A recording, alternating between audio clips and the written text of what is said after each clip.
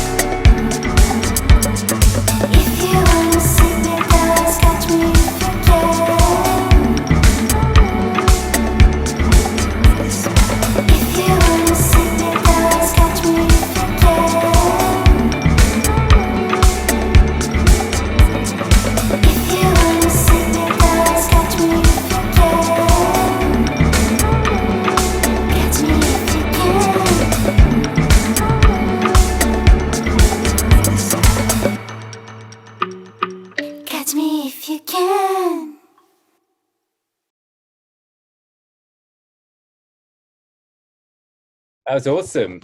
I love that bass. The beat is an awesome song. Thanks. Would be amazing to hear it in a club. Have you performed it like in a big venue? No, I have never performed my solo project live. Oh, really? Actually. So, where does "Catch Me If You Can" come from?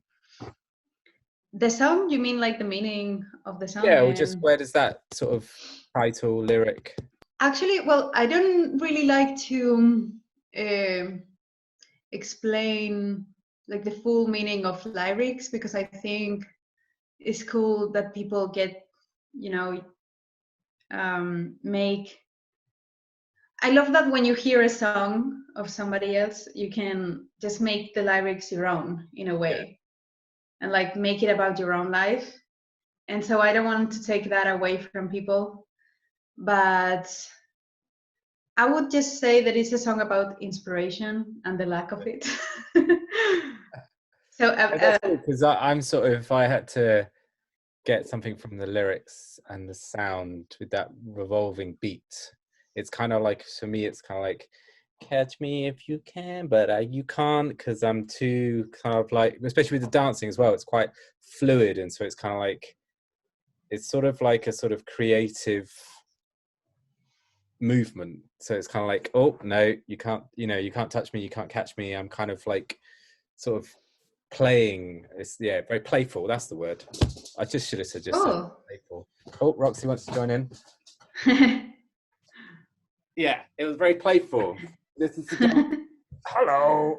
What question would you like to ask? Cute. He wants to ask you She's so cute. when are you going to take her for a walk? Isn't it? Is that Me? yeah, she wants to ask you. Have you Oh, got? I wish. Oh, get down there. Cool. Yeah, loved it. Great video, great beats. Thanks. I would be amazing in a club. Have you sent it to any DJs? Would you allow your music to be remixed? Yeah, of course. Yeah. Because Yeah. I think that would be an amazing club song. Yeah, if anybody out there is seeing this and wants to remix it, go on. But yeah, I think there's something really magical about that connection. Oh, I'm gonna burp. Cut that out. I've had a big cup of tea before this. What is your next video that you want to play of yours? I was thinking of playing Echo, because I think it's one of my best videos, and I co-directed this one with my best friend and her partner, who together they are Blue Kalima. So it's like their collective, and they are a couple of filmmakers, really talented. You will see why. And so this song is very special.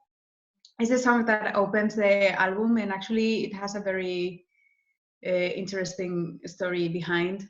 When I wrote it, I was working at the time. I was working in a bed and breakfast, and that morning I was alone working there, and I found a lady with a alcohol overdose in her room, and so I had to assist her.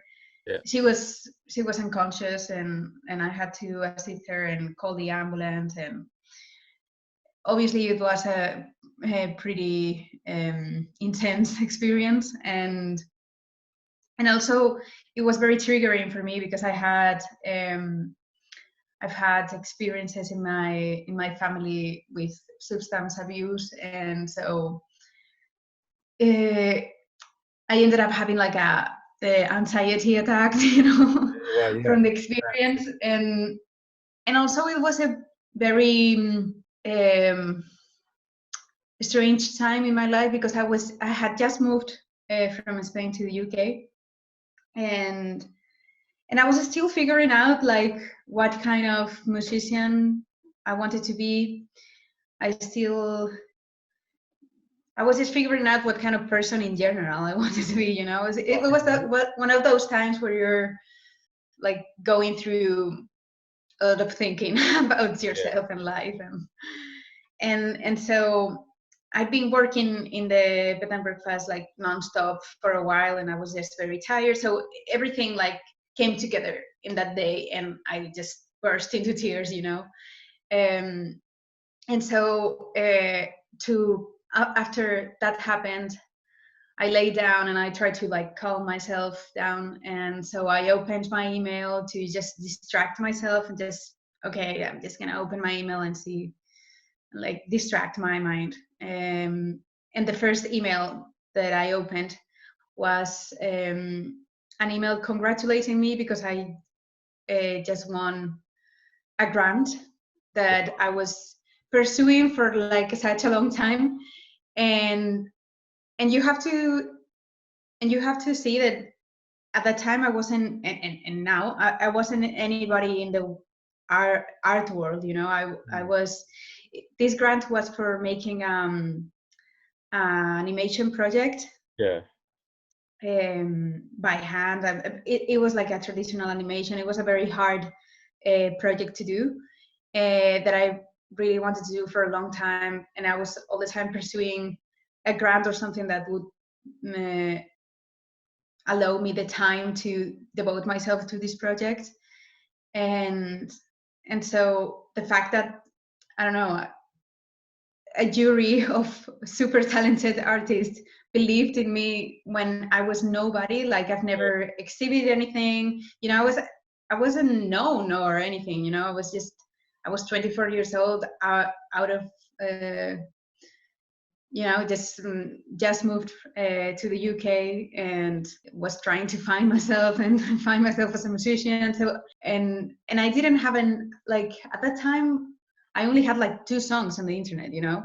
Yeah. So that was all my curriculum, you know. It's like nothing. And so the fact that they believed in me when I was nobody, it just was like, okay.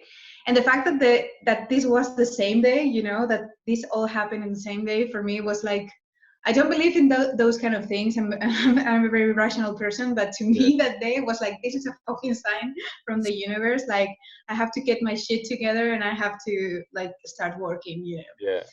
And that day I wrote that song, and that's the first song of my debut album as MARIUK. I wanted that song to open the album because it has such a significant meaning, because that song was the song that I don't know, it was like from that moment on, I don't want to say that I was like full on super focused on my career and everything, because you go through ups and downs as every human.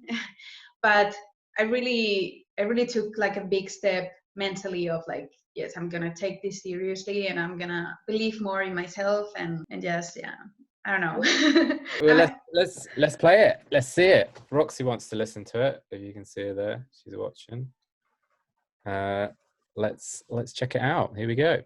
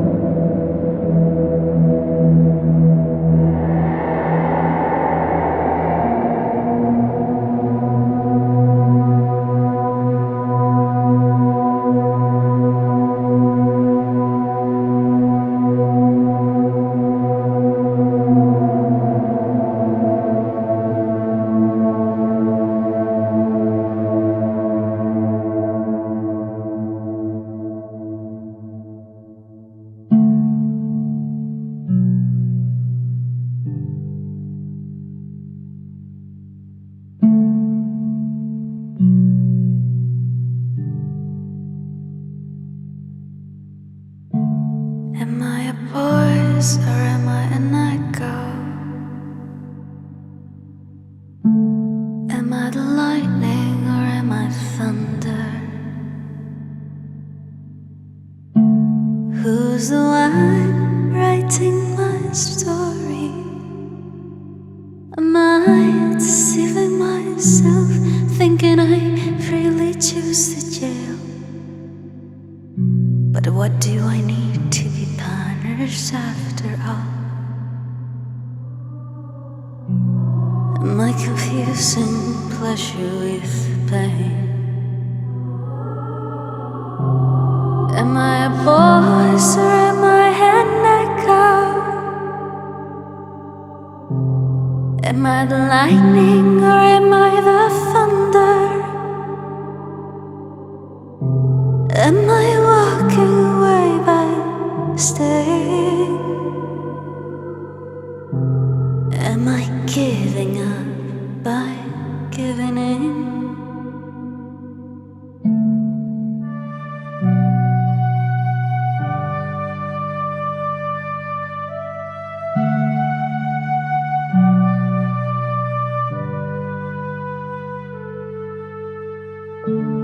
Am I a voice or am I an echo?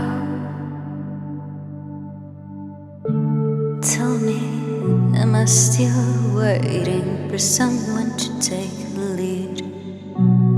Am I still waiting in the dark when I'm the only one holding light? Am I a voice or am I an echo?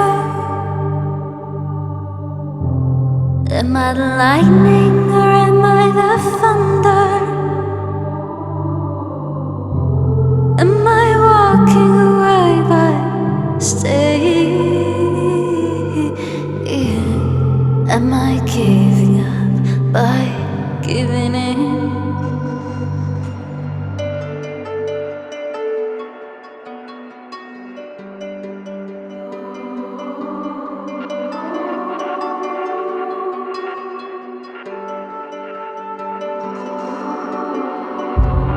Am I a voice or am I an echo? Am I lightning or am I the thunder? Am I walking away by staying? Am I giving up by giving in? Am I a voice or am I an echo?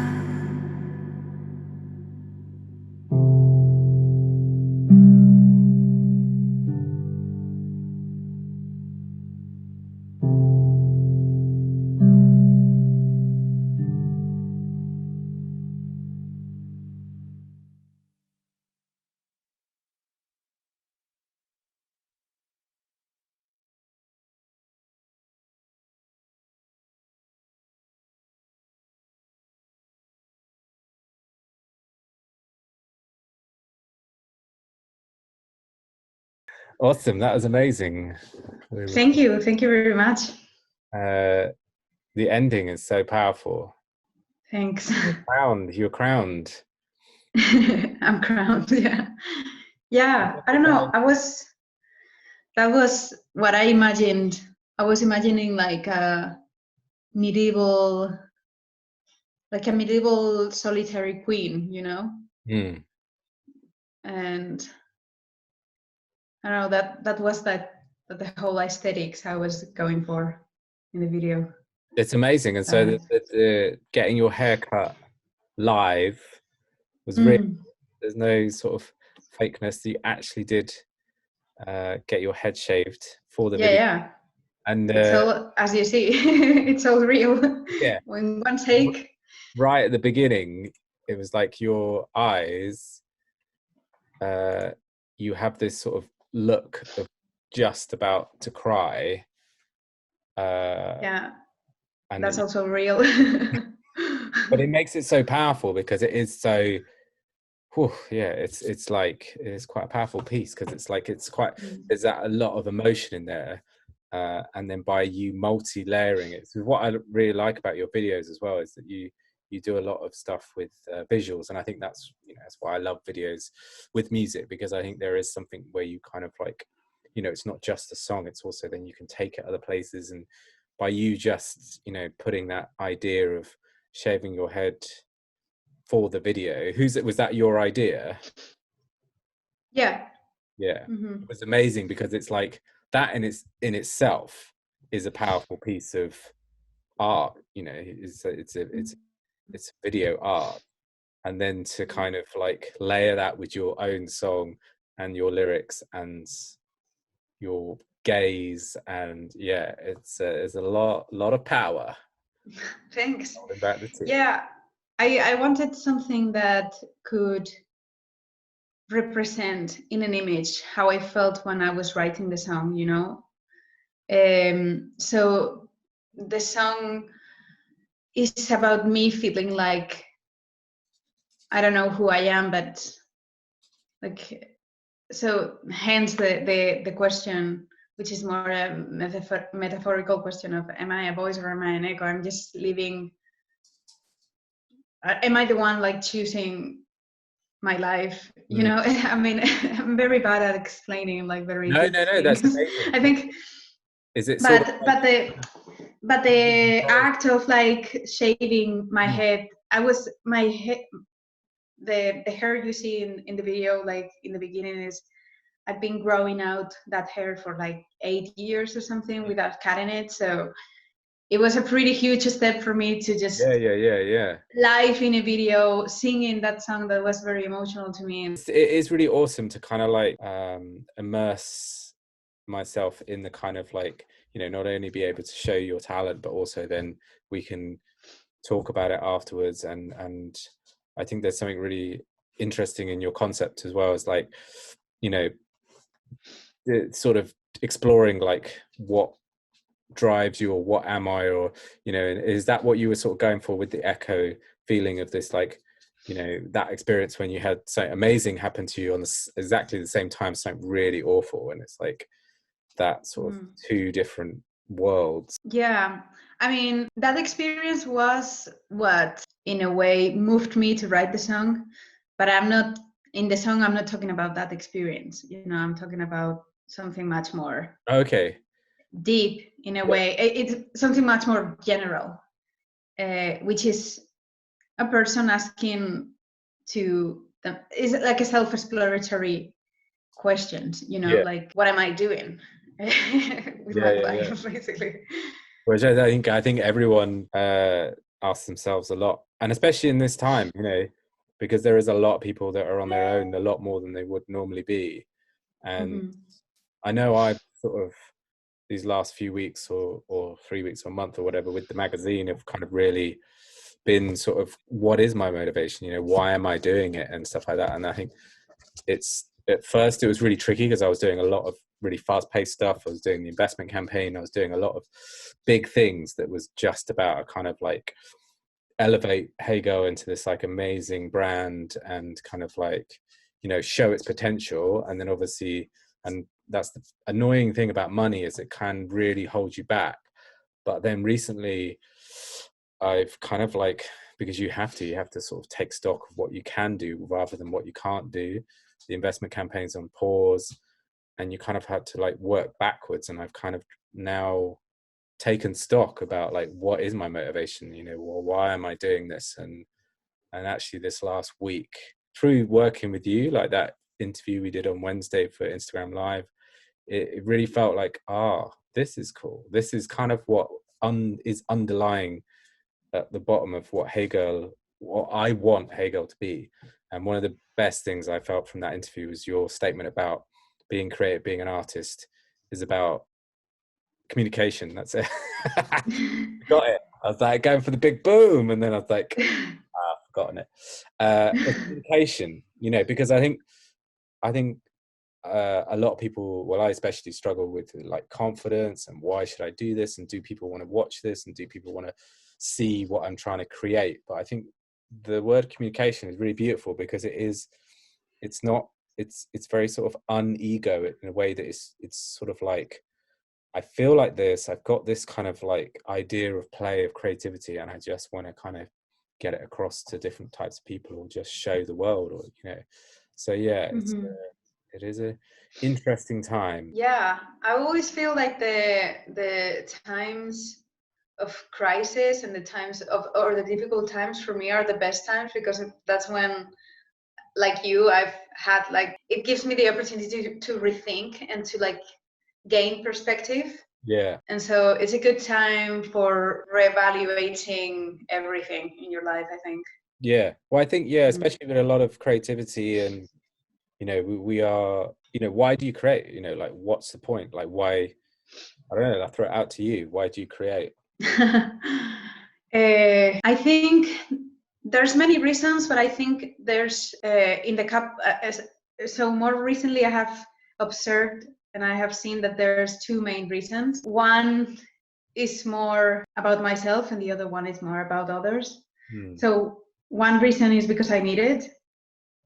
Like that's it. You know, it's like even if I wasn't able to publish my music and show it to another human being, I would still do it. Cool. Because I need it for myself. You know, I need it for me. Music and writing music or any kind of art, but especially music, it's my way to deal with reality. As I told you on the other interview, it's whenever I have like a big emotion, whether that being sadness or joy, it doesn't have to be like a bad or a good emotion. It's just a big emotion that I'm not able to like handle in my body. You know, it's like I need to get it out, and for a while it makes sense, and maybe, and also it's such a therapeutical experience as well. Like we talked about, it's like in one way is you're writing about something very deep within yourself and very personal, but at the same time, in the process of doing that and writing music and or producing and choosing one sound and the other, or just finding the chords that you want to, whatever, in that process you're sort of losing yourself because you're totally focused on the song. I sometimes feel like I'm possessed, you know. It's like you're just completely in the sound, you know, and you're just out of yourself. So for a while, life is easy, you know, and then you come back to reality and whatever. But that experience in itself is kind of healing for me. That's really cool. And also, on the other hand, that's the part of music that I do for myself. But the reason why I publish my music and why I want people to hear it in the first place, because otherwise I wouldn't be publishing anything, you know. It's because I also cannot fight, even though I'm an introvert and I love being alone. I cannot fight the fact that I'm a social being and I need people, you know, and I need people, and music for me has always been a language, like Spanish or English or whatever. It's another language, and it's also like a very surreal and magical language because you can get super deep with someone you just met only through music, you know, only just by connecting them through a song. And also when I was young and I was listening to my favorite bands and everything, before I was making music or anything, I was just a fan of music. And I cried to songs. I like fell in love with songs. I experienced, like, I would say, I don't know, all my life has a song attached to it, you know. Every important moment of my life has a song attached to it. And I had so many moments of being alone, listening to a record, and like having profound experiences and like really connecting to those artists that I have never met in person, but I truly feel that they understand me in a way, like we connect in a profound way, and I truly believe that, you know. Well, like you say, it's that thing about communication, isn't it? It's like exactly you really get across, and that's why I think, you know, I asked you before in our other interview, like, how would you describe our sound? But it's only because it's interesting to see how you would describe it. But it is that thing about, you know, there is that thing about music is you can't really describe it until you go, well, listen to it, you know. And the best music is the kind of thing where you can't really describe it because it's new. It's kind of like, well, it's sort of like this, but then it meets this, but people still they still want a description, because I think it's, you know, it's human nature. And it's in a conversation, isn't it? It's like we're kind of quite lucky now because we can grab our phones and go, well, here you go, here's the video, or here's this. And this is what's quite cool about doing it like this, is why I wanted to have your videos inside our interview, because then it's like it becomes really multi-layered. It's like everyone's with us. It's rather than us just sort of, or you describing your music and people have to kind of think what it imagine imagine. That's better than think what it would like. That's a better word. But it totally we can actually cut to it and then come back, and it's like that's that part of communication that just becomes more interesting and interesting and interesting. And like you say, that is the part of social, you know, and I think that's what I really enjoy is, and that's what this time has been really tricky for me, because Hego is not about me at all, and weirdly I've had to be forced to make it a bit about myself, because I'm having to be on my camera more, I'm having to do stuff more in the virtual world to kind of keep it going. But what I really love about it is that thing about communicating ideas, that thing about talking about, well, what is creativity? You know, I when I interview people for the magazine, I tend to try and talk really simply in a this kind of scenario, because I find that sometimes when people interview for written magazines and stuff, they kind of ask the question in the, let's get it right. Yeah. So they give the answer in the question, so the person just kind of goes, yeah. Or, you know, when you did that video, was it feel like you made blah, blah, blah? And they're like, yeah. And it's like, Yeah, it's sort I of see like, what you mean. it's about the magazine. It's not about that person. Whereas what I try to do with the way, and it is that thing about not being trained as well. You know, I'm not a trained journalist. I'm not a trained magazine maker or whatever you want to call it. I'm a photographer, but I wanted to create something that was a lot freer than what I felt I saw in other magazines, and B was just kind of like more supportive and more kind of like yeah, I guess it goes back to that word free, because I think there is a really beautiful thing about that word. Yeah, so when I try to interview people, I'll just do like smaller things, like, you know, how did you start?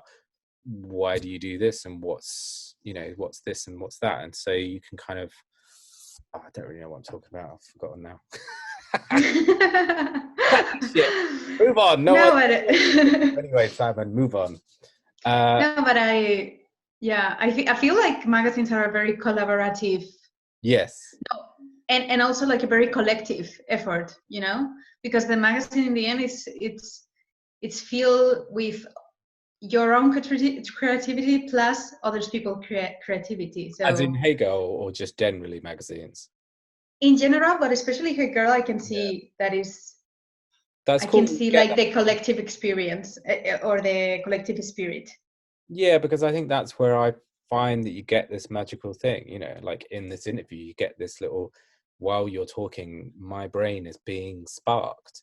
And I think that's where I've struggled in the last month or so with this lockdown, is that I'm not been able to touch on that, speaking to an artist, speaking to a creative, and connecting over something, or go, shall we play something with this, or what do we do with this, with that? Like, you know, you even saying like, yeah, I'd really like someone to like remix one of my songs and stuff like that, and I know people that would really like to do that, and so that's that click of excitement, which isn't about money, it's about the power of creativity. You know, there's this beautiful thing that it is, you're creating something out of nothing, really, by putting all these ideas together.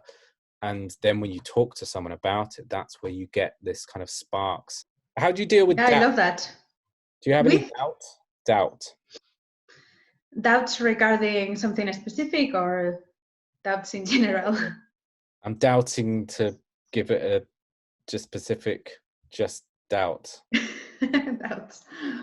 How do I deal with doubts? Let's keep it in the creative world. Or question. I do. You question yourself, or what's? I do have I've struggled a lot with doubting myself and with the imposter syndrome, for sure. Like that has been one of my main issues since I decided to devote myself to music, because as I told you, I've never studied music, so there's so many things that, I mean, I think I have like an innate talent to sound. Like I can imagine things, I can hear, and I can translate, even though I have no idea what is the name of the chord I'm doing, you know? But I can do it, you know? It's like, I can do it, but I have no idea what's the name. And so, also since I'm also producing and like mixing and engineering and everything, so it has been a big struggle for me to really not doubt myself too How do you much. get through it? Like, How do you push through it, or how do you cope with it, or what have you found in the past that has moved you away from the doubt? there's various things that has helped me. One thing is time and like experience. So the more time, I've been making music now for 4 years, and now I'm starting to gain confidence. The more you do something, I mean, practice makes perfect, and that's totally true. Like, the more you do something, the more you feel comfortable doing it, because it's like, and also I have released music. I have released 2 albums with Northwest, another 2 albums with MARIUK, and they have been pretty well received, even though I'm still like super underground and like nobody knows me, but I've had like very good feedback, and that also really helps to like, okay, there's people, like saying I'm good. Maybe I have something good, to tell. So that definitely Recognition. helps. You say recognition, then? Yeah, but more than the recognition is the recognition that I do by myself, the recognition that That's good. I'm, when I'm in my studio and I'm working, everything is quicker than 4 years ago. Everything is, because it's like I tell myself in those moments, hey, you know what you're doing, I mean, you're good. So that helps. It helps working a lot in the thing that you want to become good at. So you're starting to actually become good, when you're. Yeah. So, and that helps with imposter syndrome. I mean, the outside recognition helps, but the most important thing is the inside recognition. And one thing that I have found that helps is the experience. Like, the more experience you have, the more you trust yourself. And also, like, be willing to learn. Like, instead of being, I don't know, like, I'm like, every time I'm like, every time I stepped into something that I cannot do, or something that I'm having trouble, like, for example, one thing that I'm always doubting myself with is if I'm in the right tune in the song, because sometimes I'm like, I put a lot of layers and a lot of synthesizers doing super strange things, and since I'm not a trained musician, sometimes it's hard for me to know when I'm doing something that sounds completely awful, That's the beauty of that lack of training, in the way that you're not bound by it. You can, like you say, you play a chord because it fits what you're emotionally trying to do, and that's it. It's not like you're playing a D or a C or whatever, because at the end of the day, music is all these numbers and these words. And the same with language. It's like, it's all things that someone else has defined. This is this. And at the end of the day, you're touching that keyboard or you're touching that guitar in a certain way to make a certain sound. And it's that play that is really important. And yeah, I would always advocate that, don't be afraid of just doing stuff. I try to do it at the magazine all the time. Like, people will like say like, oh, it needs this in it, it needs this in it, or like, I'm not a designer but I design it anyway, or I think it's just this, why not? If you're authentic with what you're trying to do, then why not? Nothing cannot be done, in the way that kind of like, if you stumble on something, that's when it's exciting, that kind of putting stuff together, playing around, so yeah, it's all good. Yeah, and you learn through the process, definitely. Yeah. Like, when you start doing something out of just love, I mean, you're doing because you're doing it, you're doing the magazine, I'm doing my music, and we are not trained in that specific job, but as we are doing it, we're learning how to do the job, but yeah, it's a tricky thing.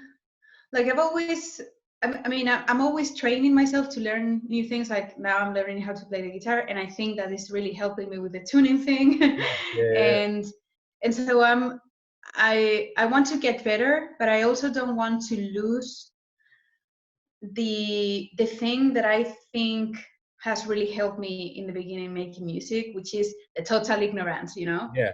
And since I'm a girl that grew up listening to punk, I relate so much to the people to the punk spirit that is basically saying, I don't know how to play an instrument, I don't know how to run a business because I don't have a record label or anything, but I'm just gonna do it, you know. I'm just gonna do it. I'm gonna do my fanzine, and I'm gonna make a lot of noise, and I'm going to call it music, and I'm gonna make my own clothes, and I'm going to call it fashion, you know. And I love that because I think that's when true innovation happens. Yeah, totally. And so I want to educate myself because I want to get better, but also I don't want to lose that spirit that comes from not ignorance, because it doesn't come from ignorance. It comes from limitation. I think it comes from limitation. Freedom in the other way, as in like you're free to just play because you're not bound by I should be like this or I should be like that. You're just going, well, I want to do it, and maybe I don't know exactly how I do it, but I just want to do it, which is what I feel about your music and the way that a lot of your sounds are quite different, but they've all got your sort of theme or your style running through, but it's your exploring self-expression, which I think, you know, is super cool. Thanks. Cool. And cut. I guess we should stop now, because we kind of, again, we've waffled for like an hour. These hours. We've been talking for an hour now. Yeah. Oh my God. I feel like I haven't stopped talking. No, it's good. It's great. This is Hago Radio with your late night grooves. We've got Future Punk artist MARIUK. How do you say it? MARIUK.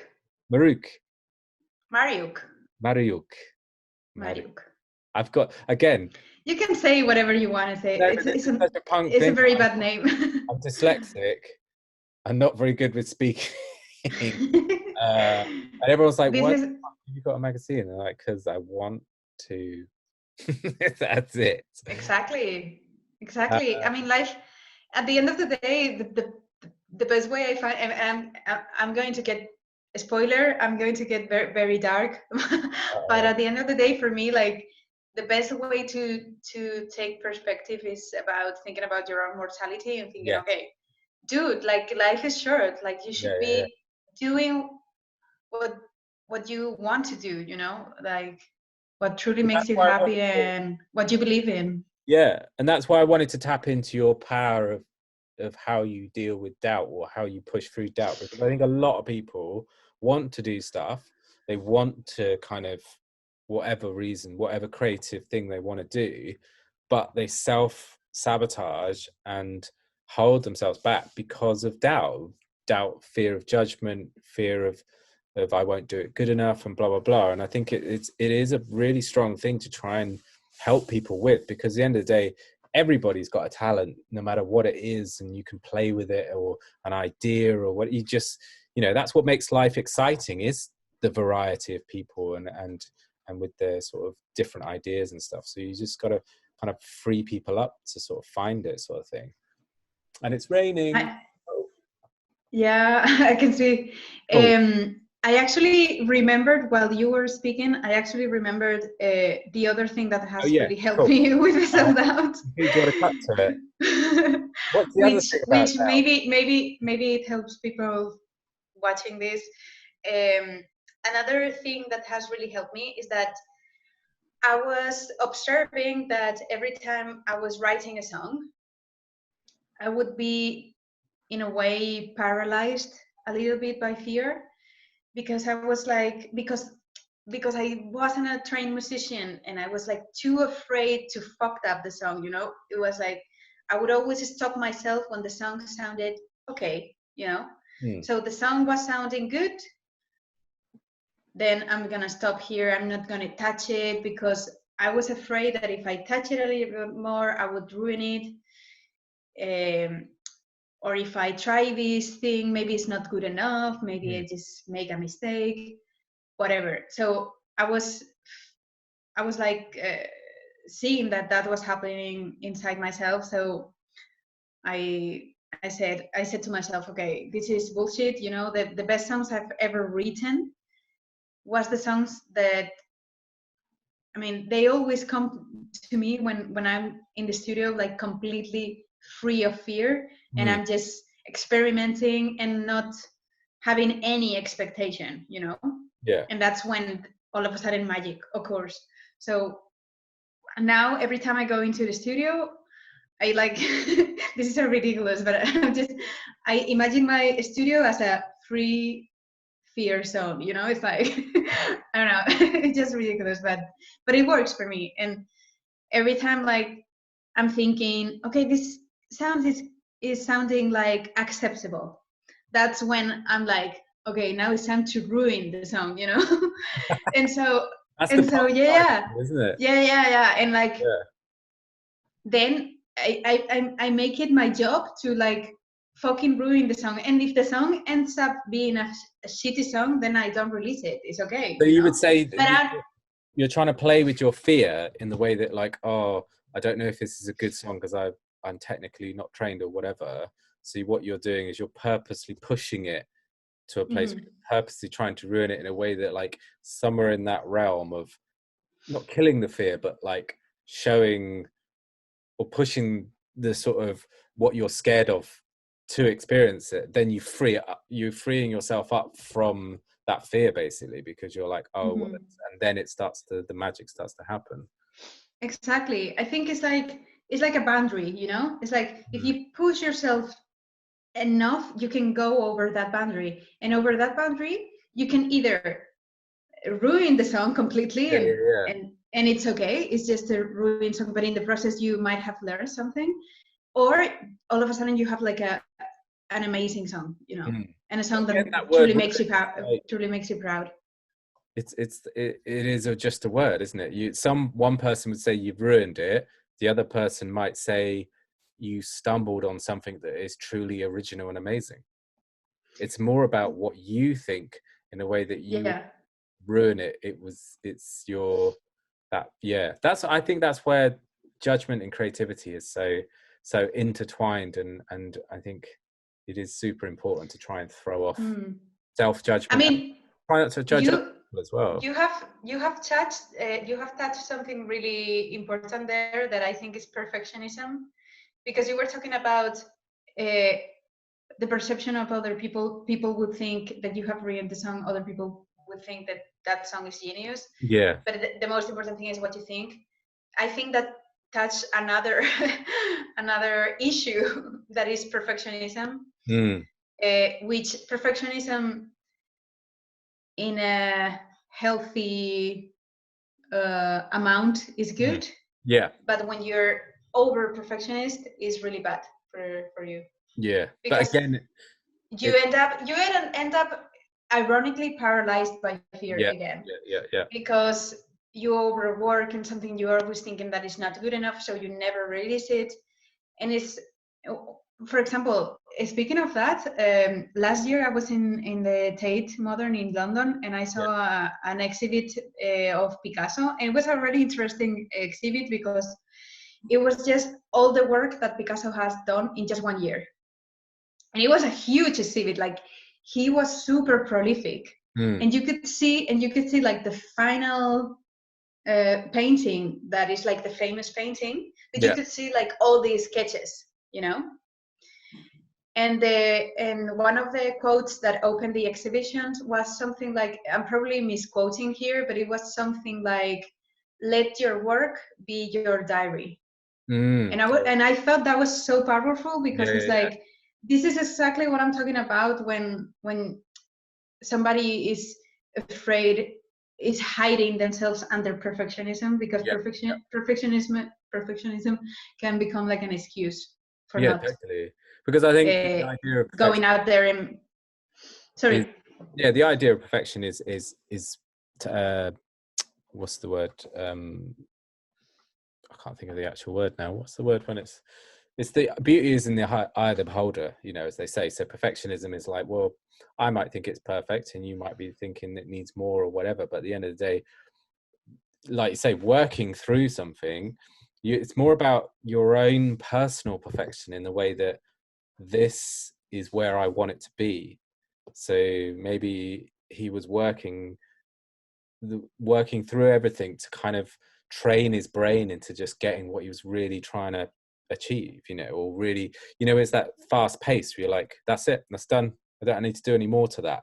And that's that side of perfection that I think is healthy, because you're like, for me personally, that's what I wanted to capture, or that's what I wanted to communicate, going back to what we were talking about, communication, you know. So the word perfection is a funny one. It's a very, because I don't actually like, I don't know, if I think of perfect, even the word itself is quite circular. Perfect, it's like it comes, yeah, that's right. and then it's, I think things that are done and round and come back round, I don't find that they're that interesting, because they're kind of like, well, where can I go with this, you know what I mean? It's like, and it's also, it's very sort of objective, so it's someone else's ego, basically. If, oh, this is perfect, there you go, and you're like, well, actually, I don't necessarily think that, or if I don't, then all I got to do is just worship that person. There's nothing else for me. Whereas where I think things that are the explorative, or so I don't know about that word perfect. I would yeah, it's interesting. It's a very ambiguous word. Yeah, Like, I don't think there's even like a perfect perfect definition of perfect. It's like double perfect. yeah. Brilliant. Yeah, but it's like, I mean, I don't even know why that word exists, since we are not perfect like humans, or maybe that's what makes us perfect. We I are don't perfect. know. That's the thing, is that, and Yeah, maybe perfection is stepping back and going, like breathing, like echo, yeah, you know, like you were saying, a lot of those existing in itself is perfection. If you had to yeah, that's design a so human true. body, is impossible. They can't even come Mm. close to designing anything like a human body. And so is our sort of obsession with being perfect or getting to the, is really interesting, because it's kind of like we're trying to define ourselves, and we're kind of trying to work out, how do you justify our perfection, whereas the reality is, that's why I love yoga, and I love things that kind of allow me to see being. I think I love simplistic words. I love using simple words, because I think at the end of the day, we've got it already. It's all I do is try to remind people how amazing they are, you know, like with words, you know, like be, breathe, you know. And it's like when you take a breath of air, you're like, oh, fuck, I feel good, you know. It's like, that's what Yeah. is good. It's like amazing. You're like, do a few things, you breathe, and you're like, I just feel cool. And it's like the same thing with connecting with people, you know. It's like, so perfection is existence. Boom, that's the name of this episode. Right, we better sign off, because it's going to cut off. We could chat, chiddly, chat. What's the future of MARIUK? MARIUK? Mariuk. MARIUK. What? I'm bad at it. Mariuk. It's not that difficult. What's the future of MARIUK?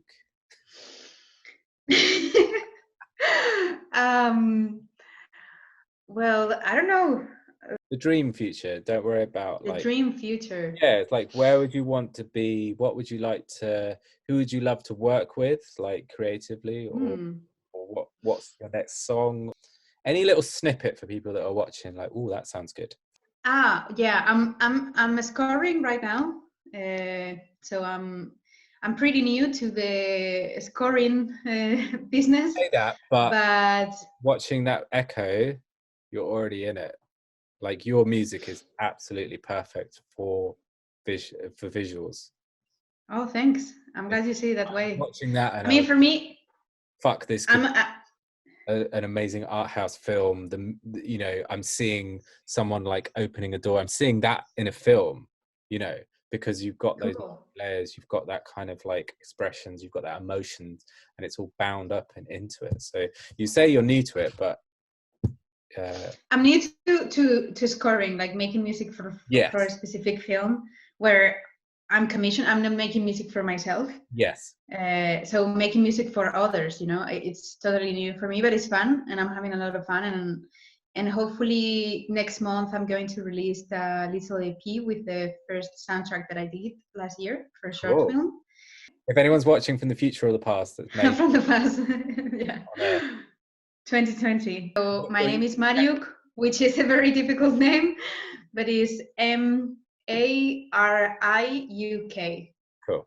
Have you got any questions for Hey Girl or me? So what is the future of the magazine? What is your dream future? My dream future, I love that word. My dream future is kind of like this, but just bigger. I want to get some funding. If you're looking for a backing singer, maybe move on from me because I can't get hired. Oh yeah, you heard it first. Goodbye. Thank you everybody for watching and for hearing. I don't know if it's going to be TV or radio or both. But radio I hope you're good, and I hope this quarantine is good and positive, and like you can always take something positive from every situation. So I hope this conversation brings some light and some ideas to you. To me, so and if not, maybe it's a little bit of entertainment for a while, and like a little bit of taking your mind off of things. It's been awesome. It's been amazing chatting once again. And it's been cool. Thank you for having me. That's all right. I love it. I think it's going to be a regular thing. I'm like, my brain just fires so much when I chat to you about just ideas and like I say, when I first discovered your music, I'm not sure if you approached me or if I approached you. I can't remember. I think I approached you. Yeah. I think it was because I saw that you were Hey, and I was like, hold on, is she a rival? Music. We're we're siblings. Yeah. And, social media siblings. I just loved your creativity, your kind of, it was just, and it's been a real joy to kind of chat to you in real life and to. Well, thank you. Likewise. This thing about creativity and sharing and networks and blah, blah, blah is very much now. So it's been super awesome to chat to you and to show your videos and show your creativity. And thanks everybody for watching. This is Hey Girl TV Radio, is it? Something like that, magazine.com. You do the maths. And take care. See you soon. Bye. Bye.